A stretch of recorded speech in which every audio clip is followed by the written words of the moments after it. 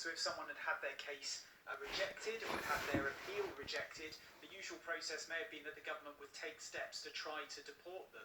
That will all now not happen for at least 3 months. They'll be able to remain in government-supported accommodation. Now, this was revealed in a letter from the Home Office Minister, Chris Philp. He's written to the British Red Cross confirming it. This is part of what the letter says. It says, those who would ordinarily have their support stopped because their asylum claim or appeal has been rejected will remain accommodated. All those who would ordinarily be required to make their own support arrangements because they've been granted refugee status and can therefore access mainstream services, including local authority housing assistance, will similarly be able to remain in their current accommodation. So as well as people that have had their claims rejected, it means that people that have been accepted into the UK as refugees, usually they get 28 days to try and set themselves up in new accommodation.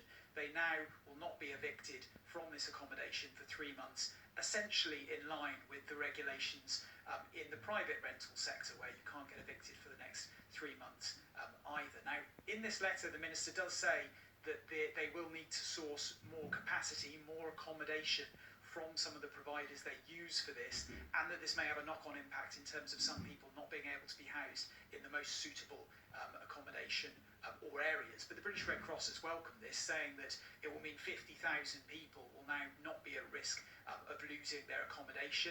It also means that asylum support payments that are made to asylum seekers, that will be guaranteed even if someone has had their asylum claim turned down, and there will be extra accommodation tailored towards asylum seekers that need to self-isolate. Now, separately to this, there's been a number of immigration detainees, people that have been held in removal centres pending deportation.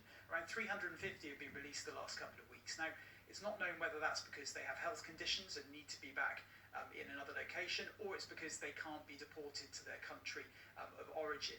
But that's what's been going on in the immigration removal systems, with extra procedures put in place to protect people as well. So I think really just evidence of how this pandemic is reaching into every single aspect of life in this country.